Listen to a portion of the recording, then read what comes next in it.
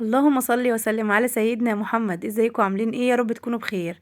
يا صباح السعادة، يا صباح الرضا، يا صباح كل حاجة حلوة، يا صباح الهوا والبرد والتكتكة. انا عايزة اقول لكم انا كنت قايمة بردانة جدا، مش قادرة اعمل حاجة، بس العيال عايزة تفطر وانا كده من امبارح، ومحدش يقول لي طب نمتي ليه وسبتيه كده من امبارح.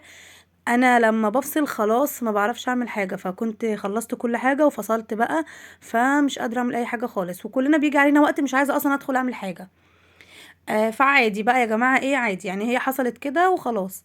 المهم قمت على المطبخ عشان اعمل لهم اكل، ما لقيتش ولا طبق فاضي. قلت لا لازم ابتدي كده، انا ما كنتش فطرت على فكرة، وده قليل لما بيحصل ان انا ابتدي يعني اعمل اي حاجة من غير لما افطر، يعني على الاقل لازم اكل اي حاجة واقوم اشتغل. المهم ده ما كنتش فطرت والله. بس لاني ما كانش عندي حاجة فاضية، قلت هقف اغسل طبقين ومش عارف ايه. فقلت على ايه بقى، بله بله، يبقى افتح الكاميرا معاكم ونشتغل كده. المهم يلا، اللي ما عملتش حاجة تقوم يلا تتنشط كده. على فكرة انا بتنشط بيكو والله، يعني انا كنورة انا بتنشط بيكو ازاي، ان انا بقوم عشان اصور لكم واصور معاكم الفيديوهات وتشوفوني واشوفكم.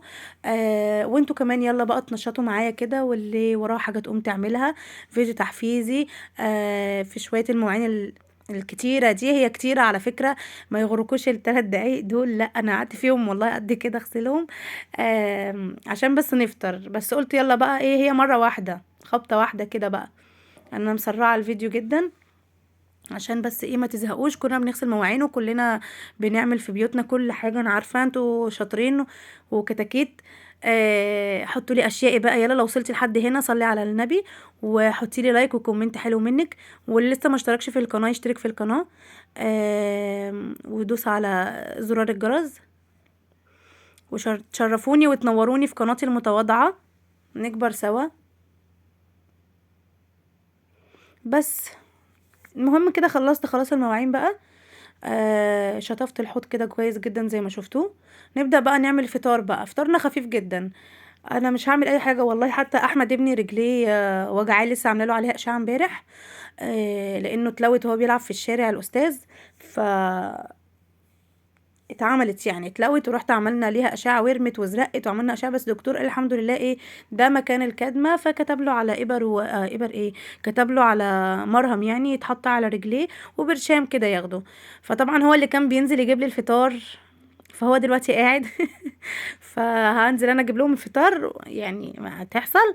رحت عملت جبنه بقوطه، وحمرت شويه بطاطس وعيش شامي كده ابيض كان عندي، طلعته حلو قوي، رضا جميل. ايه في حاجه بعد كده؟ كان ممكن نجيب جنبيهم شويه طعميه، بس خلاص ما حصلش يعني حاجه، ايه يعني، خلاص يعني شويه طحينه كمان عليهم اهو، زي الفل والله، ولا اروع ولا احلى من كده. نعمل ايه تاني؟ دلدقي دلدقي حواليك، هنمسحه دلوقتي عادي ولا يهمكم.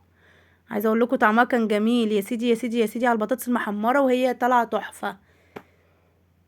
والله العظيم كلنا بصوا وشبعنا وشربنا كوبايه الشاي بعديها، وبقى مش قادره اقول لكم.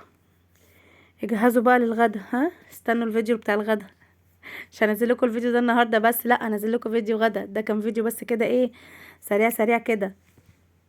لايك بقى وكومنت ودعوه حلوه منك لو وصلتي معايا لحد هنا، واشتركي في القناه.